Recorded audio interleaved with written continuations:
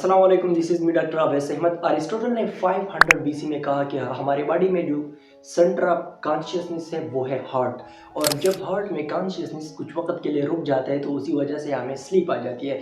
लेकिन एक दूसरा साइंटिस्ट था 162 एडी में, गैलन ने कहा कि नहीं, हार्ट हमारे साथ सेंटर ऑफ कॉन्शियसनेस नहीं है, बल्कि हमारे बॉडी में जो सेंटर ऑफ कॉन्शियसनेस है वो है हमारा ब्रेन, और हमारा ब्रेन कंट्रोल करता है कॉन्शियसनेस को।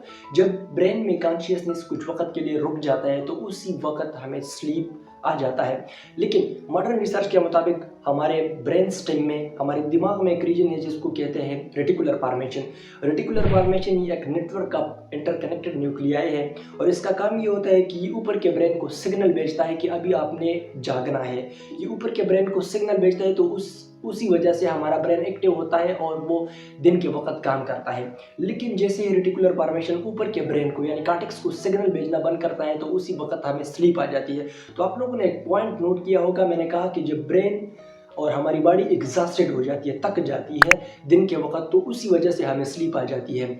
तो स्लीप जब हमारी बॉडी अपना काम पूरा कर देती है, जब हमारा ब्रेन एग्जॉस्टेड हो जाता है, तो उसके बाद हमारी जो रिक्वायरमेंट है वो है स्लीप। लेकिन मोटिवेशनल स्पीकर जो कि हर वक्त ये बकवास करते हैं कि 2 घंटे और 3 घंटे की नींद ज़रूरी है एक नॉर्मल लाइफ के लिए, ये बिल्कुल गलत है। उनको मेडिकल नॉलेज का पता नहीं होता, उनको इस मैकेनिज्म का पता नहीं होता कि स्लीप आखिर क्यों ज़रूरी है और स्लीप है रियलिटी में क्या चीज़।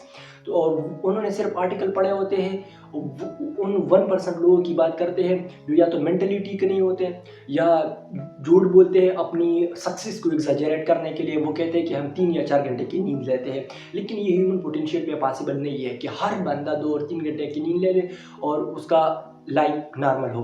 हमारे नबी करीम सल्लल्लाहु अलैहि वसल्लम, उनसे परफेक्ट कोई हस्ती नहीं थी।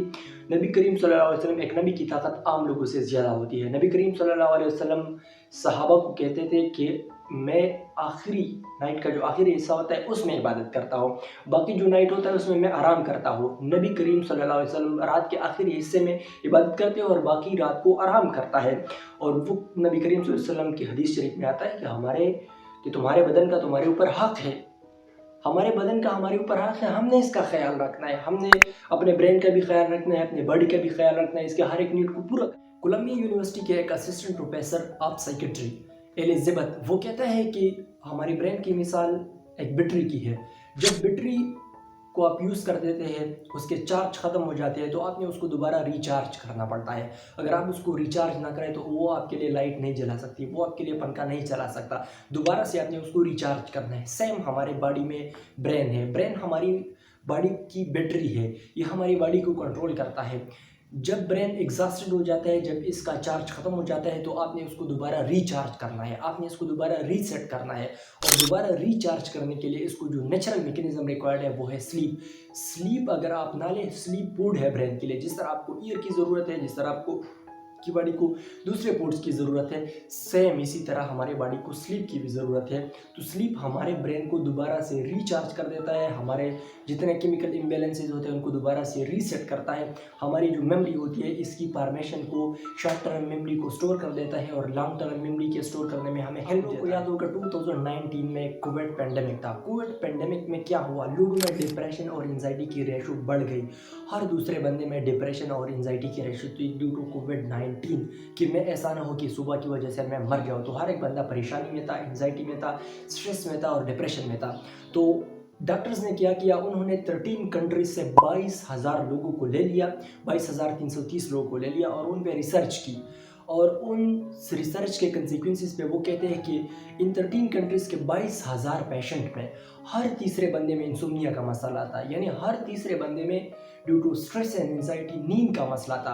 तो आप इससे अंदाज़ा लगा सकते हैं कि स्ट्रेस, एंजाइटी, डिप्रेशन और नींद ये एक दूसरे के साथ कितने डायरेक्ट रिलेशन में है। अगर आप नींद नहीं लोगे तो आप डायरेक्टली जाएंगे एंजाइटी की तरफ, अगर आप नींद को कंप्लीट नहीं लोगे तो आप जाओगे डिप्रेशन की तरफ। तो और इसी वजह से उस वक्त के साइंटिस्ट ने उसको कोरोनासोमिया कहा। कोरोनासोमिया का मतलब ये है कि कोरोना की वजह से लोगों की नींदें हराम हो गई, यानी कोरोना की वजह से किसी को नींद नहीं आती, तो उस कंडीशन को हम कहते हैं कोरोनासोमिया।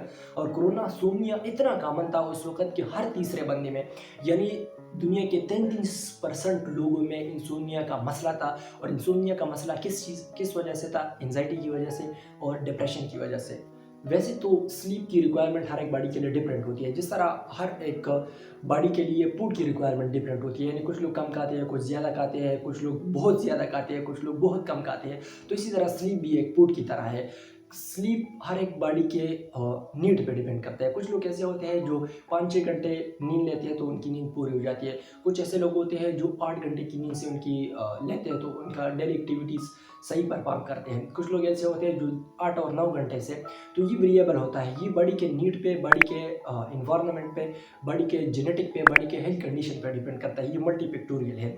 लेकिन अमेरिकन एकेडमी आप स्लीप मेडिसिन एक एवरेज अंदाज़ा लगाते हैं उसके मुताबिक कि टीन के लिए, जो टीन एज होते हैं, या आप ऐसा कह सकते हैं कि यंग एज के जो पीपल होते हैं और जो बच्चे होते हैं, तो उनमें 8 to 10 आवर्स एटलीस्ट स्लीप लेना ज़रूरी है। उनके बॉडी की हेल्थ के लिए 8 to 10 आवर्स स्लीप ज़रूरी है।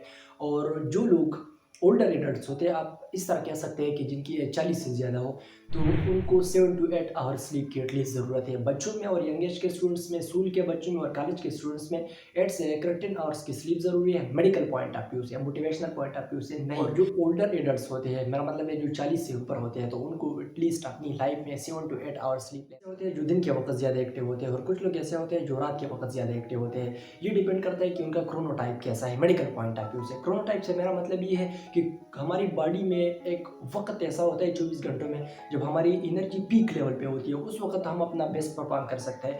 कुछ लोग कहते हैं कि यार अगर हम सुबह से काम की आगाज़ ना करें ना तो फिर हम काम नहीं कर सकते। कुछ लोग कहते हैं कि यार मैं रात के वक्त बेहतरीन स्टडी कर सकता हूँ। तो ये उसके क्रोनोटाइप पे डिपेंड करता है कि उसका हार्मोनल लेवल, उसकी एनर्जी किस टाइम पे पीक लेवल पे होती है।